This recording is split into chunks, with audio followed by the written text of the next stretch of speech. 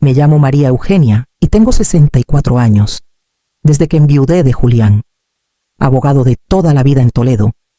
Mi mundo se redujo a mi piso, mis geranios en el balcón y las llamadas de mi único hijo. Iván, lo crié sola tras la muerte de su padre, y lo di todo por él. Vendí las joyas de familia, incluso el coche que nos llevaba a las procesiones de Semana Santa, para que pudiera estudiar su máster en Madrid sin preocuparse por nada. Siempre creí que, al menos, eso nos mantendría unidos. Aquella mañana de abril, mientras regaba mis plantas, escuché el timbre, un mensajero, con chaleco fluorescente y manos manchadas de tinta. Me entregó un sobre color marfil, con relieve dorado y letras cursivas. Me temblaron las manos al leer el nombre Iván y Regina.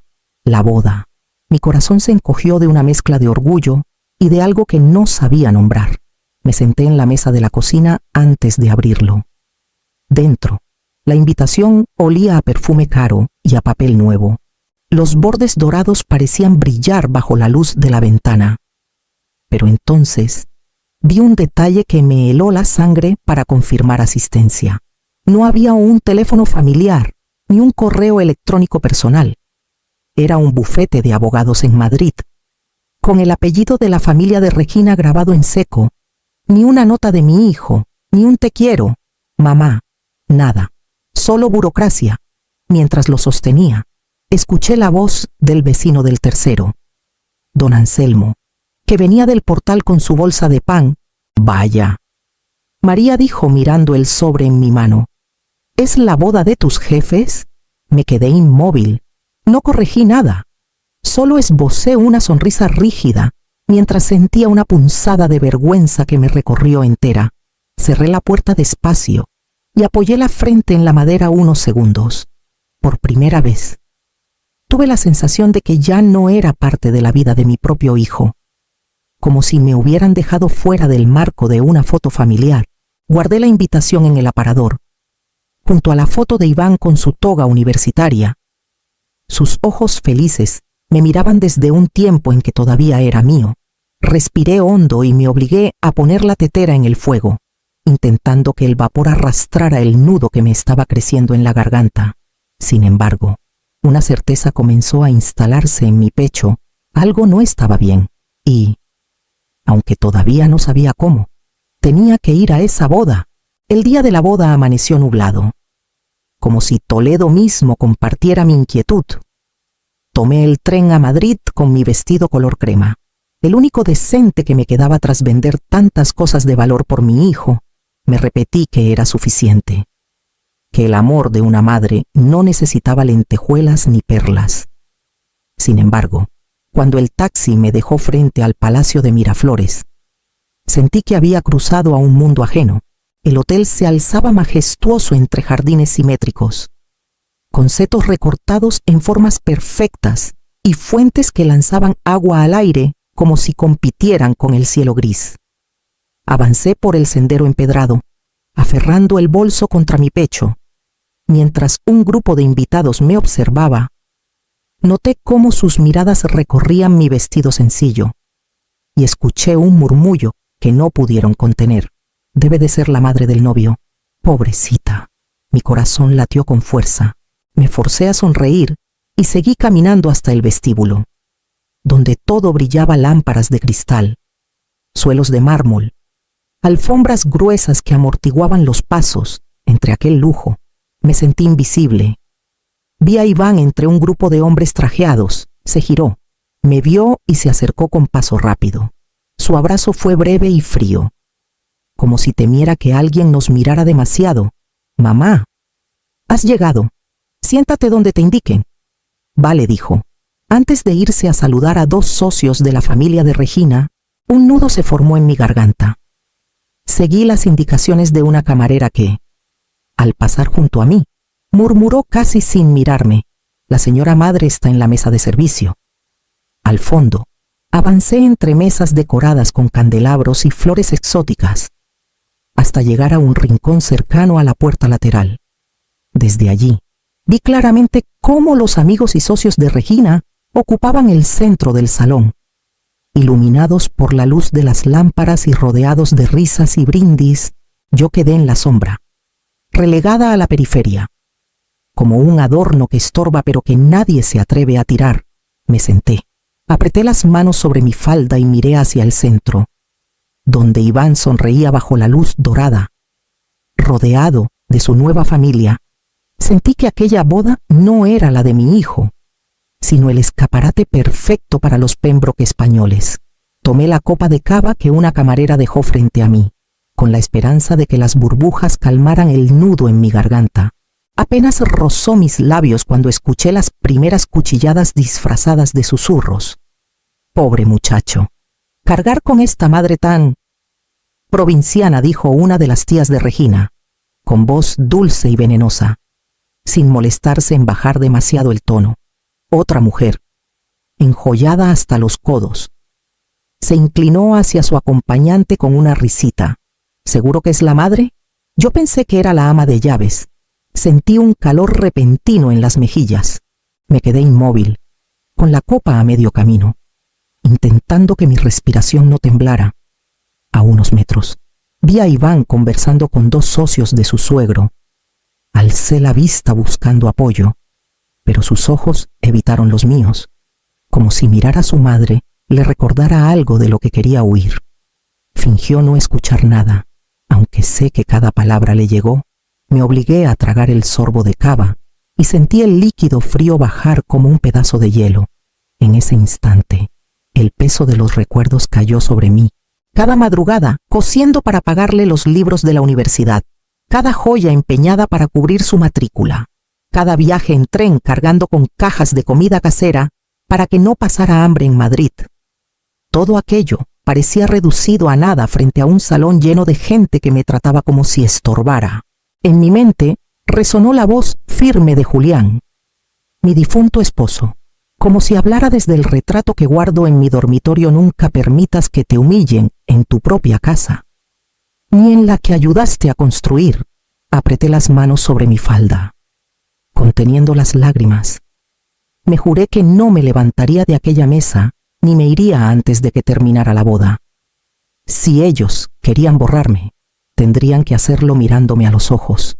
Desde mi rincón en penumbra, observé cómo los focos iluminaban a Iván y Regina, sonriendo para las cámaras, y en lo más hondo de mi pecho, empecé a preguntarme hasta dónde serían capaces de llegar antes de borrar mi nombre de la vida de mi propio hijo. El murmullo de las copas chocando se apagó cuando Regina se puso de pie con el micrófono en la mano. Su sonrisa era amplia, casi luminosa, pero yo ya conocía el filo que escondía. Hoy Iván empieza una vida nueva. Sin cargas ni ataduras del pasado, anunció, modulando la voz con una dulzura estudiada. Un par de risas disimuladas recorrieron las mesas centrales. Yo sentí un pinchazo en el estómago, pero me obligué a mantener la espalda recta. Mis manos reposaban sobre mi falda como si no les pertenecieran a mi cuerpo. Regina continuó con su discurso, agradeciendo a su familia, a los socios de su padre, a los amigos de toda la vida que habían viajado desde lejos. Ni una palabra sobre mí, ni siquiera un gracias por haber criado al hombre que ella ahora convertía en su trofeo. Entonces, frente a todos, caminó hacia mi mesa con paso firme. Llevaba en la mano un sobre blanco y, al llegar a mi lado, lo colocó delante de mí con la delicadeza de quien sirve un plato caro. Si quieres seguir siendo bienvenida, firme aquí, dijo. Sin perder la sonrisa, renuncie a cualquier derecho sobre la casa y la empresa familiar. Así todos podremos estar tranquilos. Un silencio espeso cayó sobre el salón. Nadie movió un dedo. Nadie dijo nada. Solo escuché el lejano zumbido del aire acondicionado y el eco de mi propia respiración. Busqué a Iván. Estaba a pocos metros, de pie junto a su suegro. Tenía la cabeza gacha, los ojos fijos en el suelo, como si allí hubiera encontrado un refugio contra su propia vergüenza. Ni una palabra para detener aquello. Sentí que todo mi cuerpo temblaba por dentro, pero por fuera seguí erguida. Tomé el sobre con cuidado. notando cómo las miradas de los invitados se clavaban en mí. Expectantes, podía oler su morbo, su necesidad de verme ceder. Mientras mis dedos rozaban el papel, comprendí con una claridad helada lo que estaba ocurriendo. Mi propio hijo me estaba vendiendo por un aplauso ajeno. Mis manos temblaban mientras sostenía la pluma. Cada trazo que dibujaba sobre el papel parecía arrancarme un pedazo de dignidad. Sentí que mi respiración se agitaba y que el murmullo de los invitados se convertía en un zumbido lejano. Al final de la hoja, mi nombre quedó estampado, tan nítido como mi vergüenza. Un destello me cegó por un instante. El fotógrafo del evento había captado el momento exacto de mi rendición. Escuché risas veladas, apenas contenidas entre copas de champán y comentarios susurrados. Nadie me ofreció una mano ni un gesto de consuelo. Tomé aire, recogí mi bolso con la poca dignidad que me quedaba y caminé hacia las puertas del salón. El jardín del hotel me recibió con el aroma a azahar y champán caro, mezclado con el rumor lejano de la fuente central. La luz de la tarde se filtraba entre los setos recortados.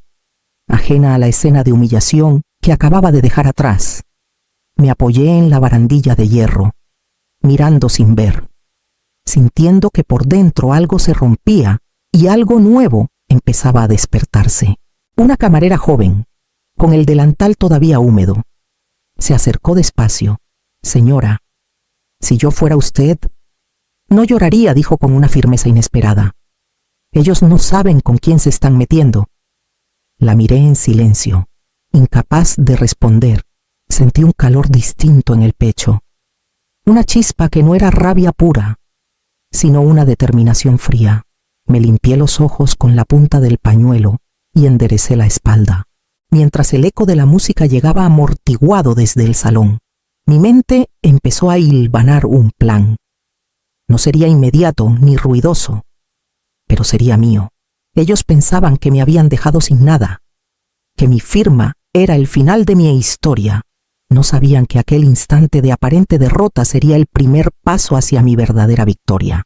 Mientras el eco de la música seguía flotando desde el salón, recordé la tarde de hacía 2 semanas en que había caminado por las calles empedradas de Toledo hasta el despacho de don Fermín. El único abogado en quien confiaba desde que Julián murió. Llevaba días con un presentimiento que me oprimía el pecho, como si supiera que la boda de mi hijo iba a traer algo más que flores y brindis. Don Fermín me recibió con su calma habitual. Detrás de un escritorio de madera oscura, María Eugenia. «¿Está segura de que quiere hacer esto?», me preguntó, ajustándose las gafas. «Más segura que nunca», respondí sin titubear. «No quiero guerra, pero tampoco quiero que nadie crea que puede borrarme de mi propia vida». Juntos redactamos un documento espejo, una cesión simbólica de mis bienes que parecía inocua, pero en el corazón del contrato, escondida entre cláusulas, estaba mi salvavidas. Si se demuestra coacción o humillación pública, el firmante mantiene todos los derechos y el agresor pierde cualquier beneficio futuro. Salí de aquel despacho con una mezcla de alivio y tristeza. Nunca había imaginado tener que protegerme de mi propio hijo, pero la intuición me decía que los lazos de sangre no siempre frenan la codicia ni la vergüenza. Durante los días siguientes, cada noche abría la carpeta y repasaba el contrato como quien acaricia un escudo. No sentía orgullo, sino una calma fría, la seguridad de que no iba a quedarme de brazos cruzados si alguien intentaba pisotear mi dignidad. Aquella noche, tras la boda, al regresar a mi piso modesto, abrí la caja fuerte donde guardaba las pocas cosas valiosas que me quedaban: el reloj de Julián, el anillo de mi madre y ahora el contrato que lo cambiaba todo. Lo coloqué encima de los demás objetos. Respiré hondo y cerré la puerta de acero. En el silencio de mi salón, solo roto por el zumbido del frigorífico, sentí que la partida acababa de empezar y que la que todos creían vencida había sido la primera en mover ficha. Al amanecer del lunes siguiente, el sonido de mi teléfono fijo rompió el silencio de mi piso. Yo ya estaba despierta, tomando mi café amargo mientras observaba la luz tímida filtrarse por la persiana. No hizo falta contestar para saber lo que estaba pasando. El contrato había empezado a hacer efecto. A primera hora, un notario entregó en mano la notificación a Regina e Iván en el ático que ocupaban en el centro de Madrid.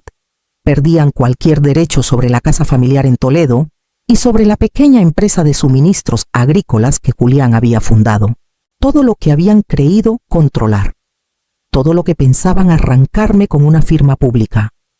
Se desvanecía entre sellos oficiales y firmas notariales. No pasó mucho tiempo antes de que la noticia corriera como pólvora. Los vecinos de mi calle murmuraban en la panadería. Las primas de Iván reenviaban mensajes en el grupo familiar. ¿Te has enterado?, decía una voz al otro lado de la acera. La nuera quiso dejar sin nada a la madre del novio y ha acabado con las manos vacías. Me asomé a la ventana sin que me vieran, por primera vez en mucho tiempo. No sentí vergüenza, sino una calma silenciosa. Era como si el mundo por fin pusiera las cosas en su sitio. A media mañana, mi móvil comenzó a vibrar sin descanso. El nombre de Iván aparecía una y otra vez en la pantalla. Contesté al tercer intento. Su voz era un torbellino de nervios. Mamá, ¿qué has hecho? Nos van a arruinar. Cerré los ojos un instante, escuchando el eco de su miedo. Durante años había soñado con escuchar a mi hijo llamarme con cariño, no con reproche ni indiferencia. Ahora su tono era distinto, mezcla de rabia y desesperación. No respondí enseguida. Dejé que el silencio pesara sobre la línea, que él sintiera el peso de sus propias decisiones al colgar. Supe que ese no era solo un hijo asustado, sino también un socio desesperado por el dinero que creyó suyo, y que ahora se desmoronaba junto con el castillo de cristal que habían construido. La tarde siguiente, escuché el timbre de mi puerta con insistencia. Al abrir, me encontré con Iván y Regina, irreconocibles pálidos, despeinados, con el maquillaje corrido y sin una pizca de orgullo. Llevaban consigo un aire de derrota que ni el perfume caro de ella podía disimular. Mamá, empezó Iván, casi jadeando. Esto tiene que ser un error. Tienes que devolvernos la casa. Y la empresa, añadió Regina, con un hilo de voz aguda que se quebró al final. Si no, nuestros abogados. Me aparté para dejarlos entrar.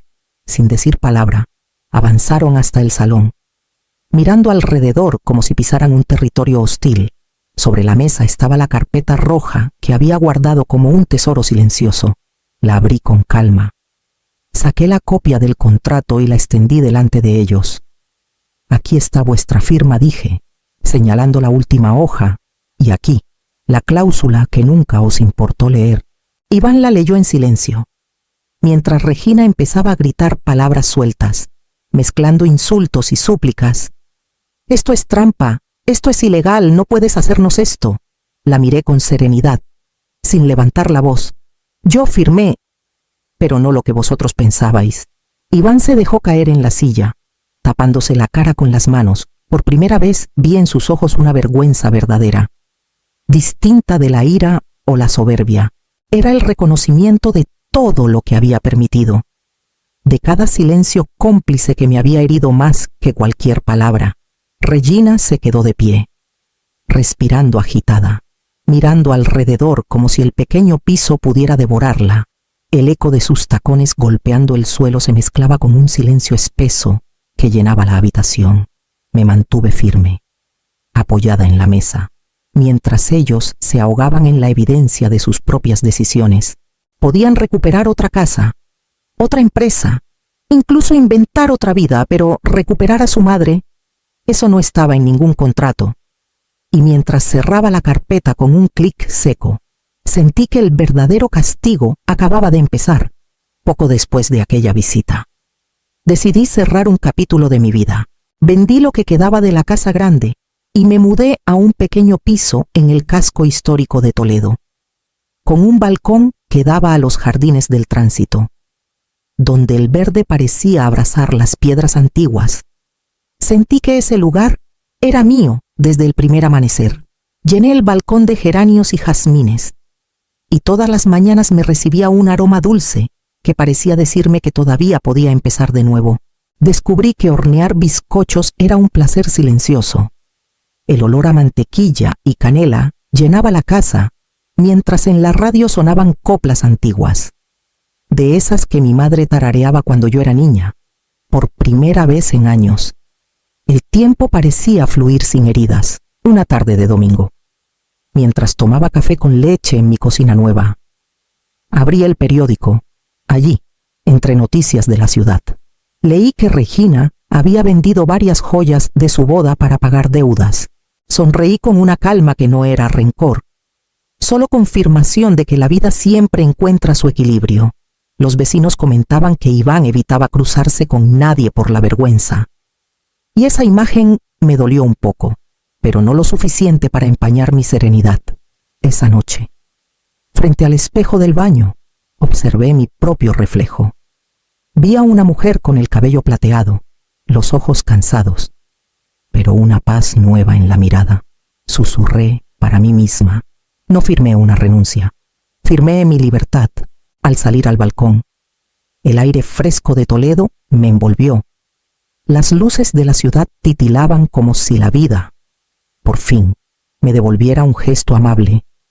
Y mientras cerraba la ventana antes de dormir, sentí el eco lejano de un pasado que no me pesaba ya, aunque sabía que si algún día quienes me humillaron volvían a tocar mi puerta, tendría la respuesta lista en mi silencio. Era un sábado por la tarde, y el sol caía sobre los tejados de Toledo cuando sonó el timbre. Me levanté con calma, sin prisa. Al abrir, vi a Iván y Regina, deshechos ojos cansados, ropa arrugada, el rastro visible de demasiadas noches sin dormir. Entre sus manos traían una cuna desmontada, como si aquel objeto frágil fuera un pasaporte hacia mi perdón. «Mamá», dijo Iván con voz quebrada, «hemos venido a pedirte perdón». Regina asentía en silencio, con los labios apretados. Sus manos temblaban mientras sostenían un tornillo de la cuna, como si aferrarse a él pudiera cambiar el pasado. Me quedé en el umbral. Sin invitarles a pasar, mi memoria me llevó al jardín del Palacio de Miraflores, al aroma de champán y azahar, al micrófono en manos de Regina, a la risa contenida de los invitados mientras yo firmaba aquel papel. Vi de nuevo la carpeta roja del contrato, el sello del notario, y la imagen de mi hijo evitando mis ojos. Respiré hondo. No sentí odio ni necesidad de gritar. Solo entendí que mi respuesta debía ser el silencio. «Mamá, por favor», repitió Iván, extendiendo la mano hacia mí. Con suavidad, cerré la puerta. No hubo portazo ni insultos, solo el clic del pestillo. Era la música de mi liberación. Me senté en el balcón lleno de geranios y jazmines, dejando que el viento de la tarde acariciara mi rostro con olor a azahar. El silencio pesaba menos que nunca. Desde la calle, escuché la voz de mi vecina Rosario. «Qué tranquila se la ve, señora María Eugenia». Sonreí, con la certeza de quien ya no debe nada a nadie. «La tranquilidad huele a justicia», respondí, y a no volver a abrir la puerta equivocada.